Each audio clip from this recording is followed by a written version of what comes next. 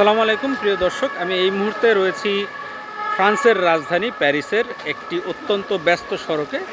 এই সড়কটি আসলে বাঙালিদের কাছে বাংলা সড়ক নামেই বেশি পরিচিত, কারণ এই শহরের অলিতে গলিতে আসলে বাংলাদেশিদের দোকান, বাঙালিদের দোকান। এই শহরে যত দূরেই হাঁটা যায় আপনি সব জায়গায় বাংলাদেশের দোকানপাট পাবেন।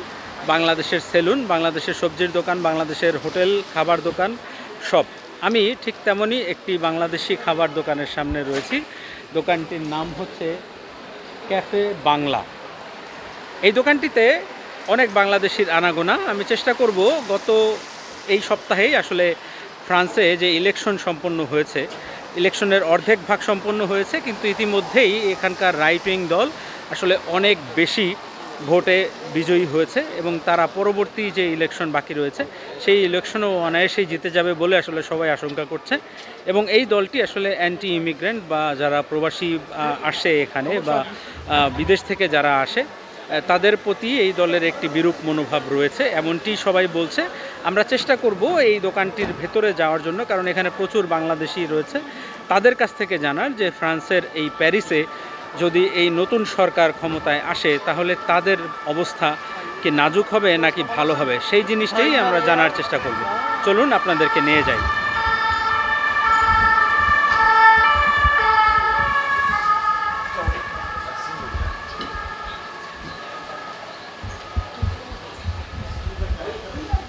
আসসালামু আলাইকুম।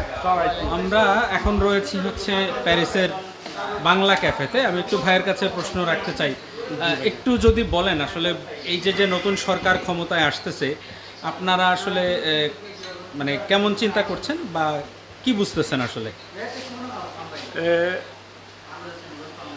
গেছে 1 তারিখ ইলেকশন হয়েছে, মেরি লুপেন অনেক ভোটের দিকে অনেক কিছু আগুয়া বর্তমানে আছেন।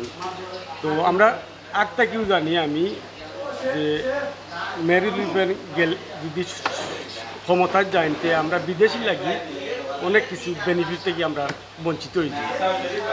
প্লাস আমরা নয়া নয়া বাংলাদেশ থেকে যে 2018 সালে 19 সালে যে বাইক বাতিজা যে বাংলাদেশ থেকে ফ্রান্স এসেছে, এরা লাগি লিগ্যালিটি অনেক হার্ড হয়েছিল। নতুন করে আসার সুযোগ থাকবে নাকি? না, এমনিতেই আমরা যে বেনিফিট আছে কাফ যে অনেক ফ্যামিলি, যার ফ্যামিলি আছে বেনিফিট আছে, পেপার পত্রিকা দেখছি যে বেনিফিট পর্যন্ত মানে উদ্যোগ করে নিবে সবাই, সবই এইগুলো আলাপ করতেছে যে লিগ্যালিটি দিবে না, একটু হার্ড করবে, বেনিফিটও দিবে না, হার্ড করবে। যে আমরা লাগি অনেক স্পঞ্জের লাগি টোটাল, খালি আমরা না, বাংলাদেশ নাই হোক, আফ্রিকা হোক, পাকিস্তান হোক, ইন্ডিয়া হোক, সারার দিকে হার্ড হয়ে যাবে। তো 7 তারিখ একটা ফাইনাল ইলেকশন। আমরা চাইলাম না, বিশেষ করি আমিও চাইলাম না যে মেরি লুপেন ক্ষমতায় যাক। কি মনে হয় ইমানুয়েল ম্যাক্রনের সুযোগ আছে? আর বুট এমন এক জিনিস বোঝা যায় না, যখন ইলেকশনও গিয়া আমি আমার বুট খানো দিই, আপনি আপনার বুট দিবা, বোঝা যায় না। বুট এমন এক জিনিস 7 তারিখ পর্যন্ত ওয়েট করতেছি, চাইলাম না মেরি লুপেন আমার লাগে ক্ষমতা, এই বলি আর কি। বিশেষ করে দোয়া চাইলাম যে মেরি লুপেন না আমার লাগে। এখানে আরো কয়েকজন বাঙালি ভাই আছে, আমরা একটু যদি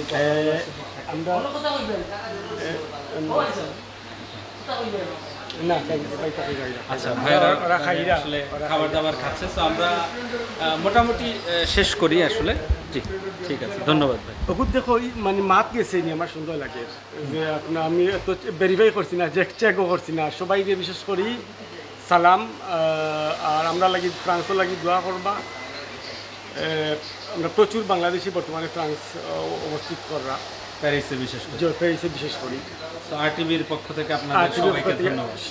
আরটিভির ওয়ার্ল্ড সদস্য সারা প্রেসিডেন্ট শো আমি বিশেষ করি সালাম ও মুবারক বা ধন্যবাদ। আসসালামু আলাইকুম। তো দর্শক আসলে শুনছিলেন যে প্যারিসে যেটি ফ্রান্সের রাজধানী, সেখান থেকে যুক্ত হয়ে আপনাদেরকে শোনাচ্ছিলাম যে এখানকার বাঙালিদের চিন্তা। ফ্রান্সে যে ইলেকশন সম্পন্ন হয়েছে বা বাকি যে ইলেকশনটুকু আছে সেই ইলেকশনের পরে ফ্রান্সে ক্ষমতার আসলে একটি পট পরিবর্তন হবে। ইউরোপ জুড়েই আসলে ক্ষমতার পরিবর্তনের এক ধরনের স্রোত বইছে। ইতিমধ্যেই ইউরোপের যে ইলেকশন সম্পন্ন হয়েছে সেখানেও ডানপন্থীদের আসলে জয় জয়কার। একই সাথে ফ্রান্সেও এই ডানপন্থীদের জয় হওয়ার বিপুল সম্ভাবনাই দেখা যাচ্ছে এবং এটি নিয়ে আসলে সবাই কিছুটা হলেও আশঙ্কিত যে যারা বিদেশ থেকে এখানে আসছে, ব্যবসা বাণিজ্য করছে বা বৈধ হওয়ার চেষ্টা করছে, তাদের জন্য এই রাস্তাটি হয়তো অনেকাংশেই কঠিন হয়ে যাবে। ফ্রান্সের রাজধানী প্যারিস থেকে রায়হান জিলানি, RTV।